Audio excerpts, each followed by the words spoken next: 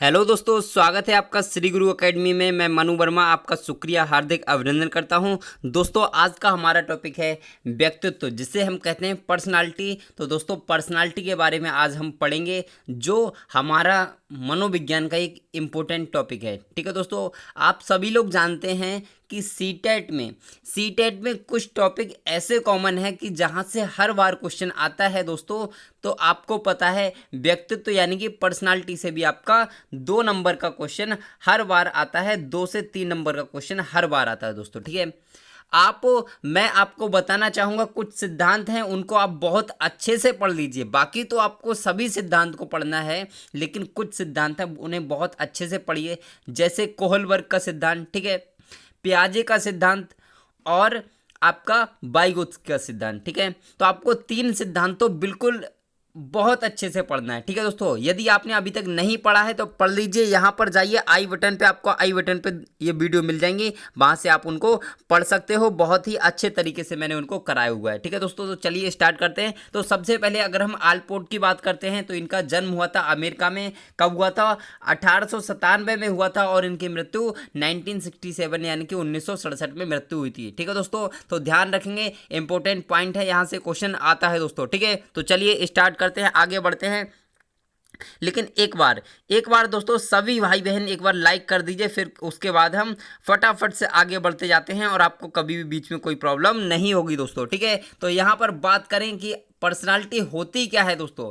Personality क्या होती है तो आप सभी लोग जानते हैं। हालांकि व्यक्तित्व को अगर बताया जाए तो आप थोड़ा सा कंफ्यूज हो जाएंगे, लेकिन पर्सनालिटी अगर आपसे कहा जाए तो आप भली भांति समझ सकते हैं कि हर किसी की पर्सनालिटी कितनी मायने रखती है और पर्सनालिटी क्या होती है। तो इस पर मैं ज़्यादा टाइम वेस्ट नहीं करूँगा, लेकिन क्वेश्चन यह आता है पर्सनालिटी शब्द किस भाषा से लिया गया है। तो आप कहोगे पर्सनालिटी शब्द लैटिन भाषा से लिया गया है, जिसका अर्थ क्या होता है।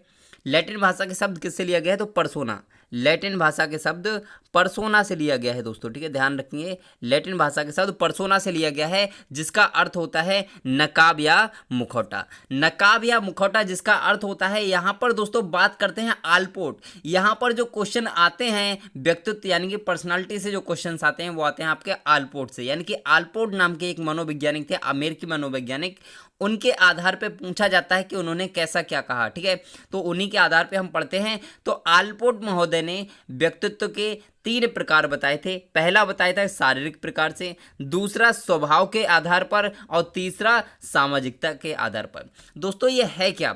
आलपोर्ट महोदय ने कहा था कि शरीर की संरचना जो होती है, व्यक्ति के शरीर की संरचना होती है, उसी तरीके से उसकी जो पर्सनालिटी होती है वो डेवलप होती है।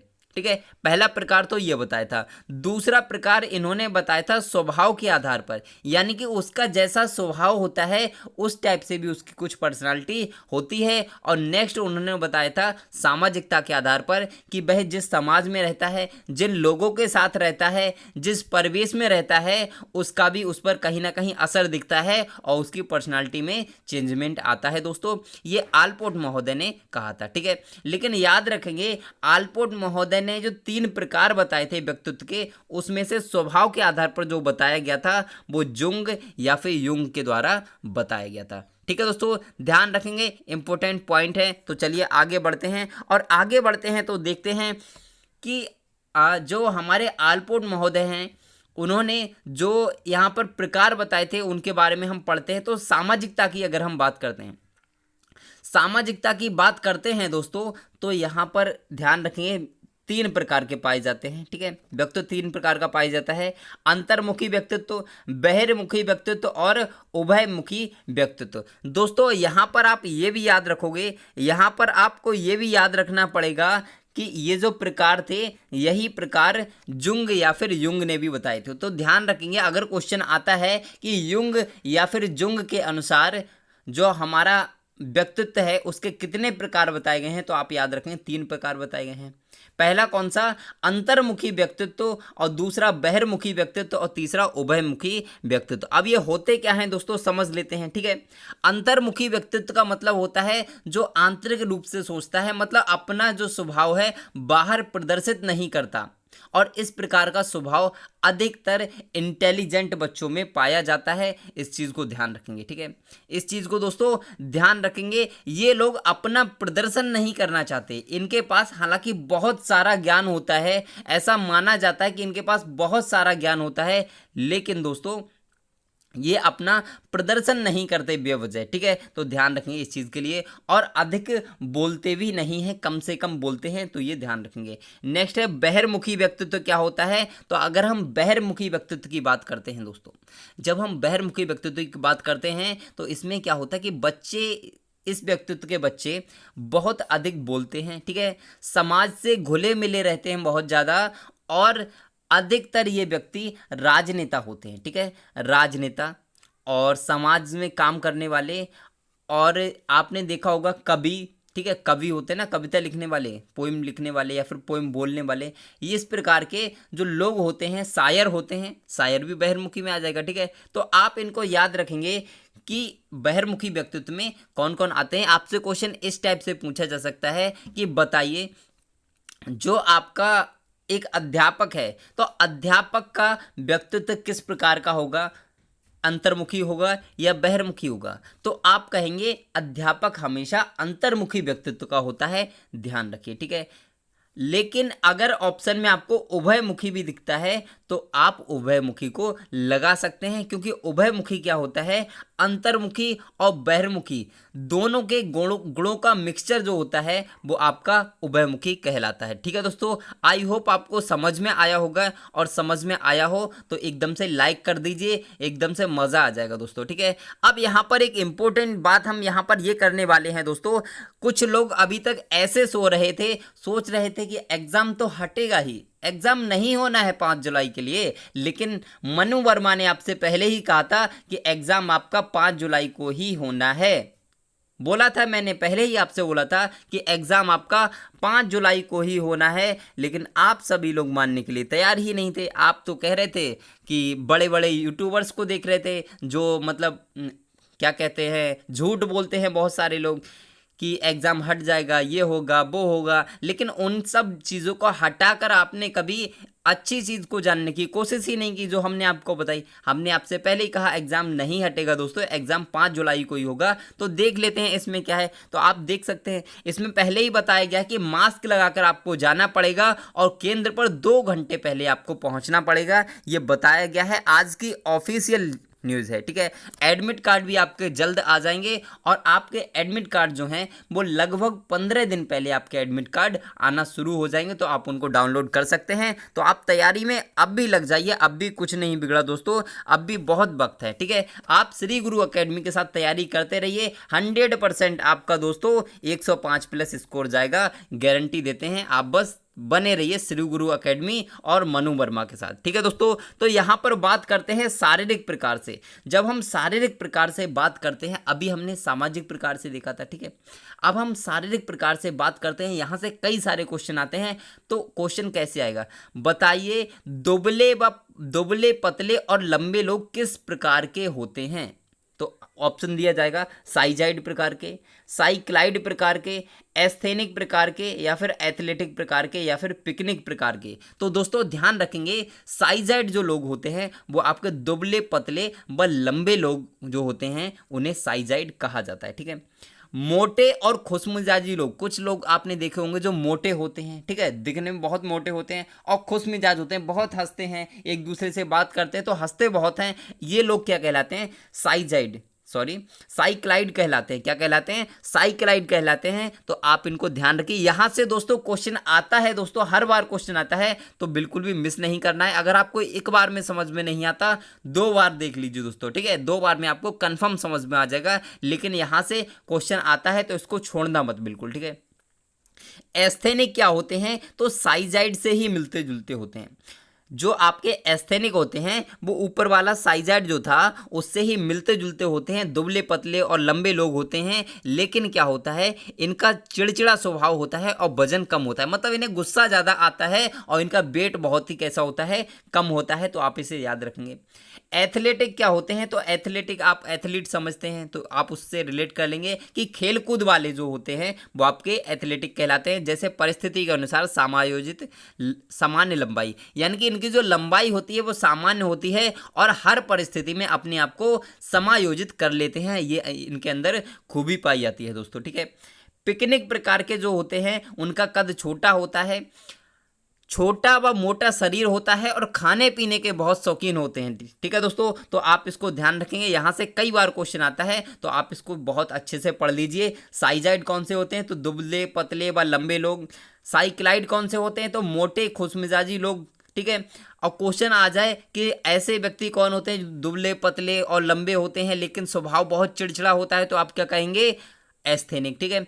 एथलेटिक कौन से होते हैं, जो परिस्थिति के अनुसार अपने आप को समायोजित कर सकते हैं और उनकी सामान्य लंबाई होती है और इस प्रकार के लोग खेल कूद वाले भी हो सकते हैं, ठीक है। पिकनिक कौन से होते हैं, तो कद छोटा होता है और छोटा और मोटा शरीर होता है, खाने पीने में बहुत बिजी रहते हैं, ये खा लूँ मैं वो खा लूँ, तो ये इस प्रकार के पिकनिक प्रकार के लोग कहलाते हैं दोस्तों, ध्यान रखिए, ठीक है। यहाँ पे मैंने आपके लिए एक क्वेश्चन रखा हुआ है, इसका राइट आंसर फटाफट से आप सभी लोग कमेंट कीजिएगा। आप सभी लोग कमेंट कीजिएगा दोस्तों जल्दी से। और अगर आपको अभी नहीं पता है तो पहले आप उसको खोज लीजिएगा, बाद में वीडियो देखिए, वीडियो देखने के बाद खोजिए इस प्रश्न के लिए और उसके बाद में आंसर जरूर करिए दोस्तों, ठीक है। आपसे रिक्वेस्ट है, आंसर जरूर करिए, जरूर करिए, जरूर करिए, ठीक है। तो 4 वर्ष के बालक का शब्द भंडार कितना होता है दोस्तों, कितना होता है ये आपको बताना है। 4 वर्ष के बालक का शब्द भंडार, ठीक है, मेमोरी में उसका कितना शब्द भंडार होता है, फटाफट से आप सभी लोग जल्दी कमेंट कीजिए। भाई लोगों बहनों सभी लोग जल्दी से कमेंट करें, ठीक है।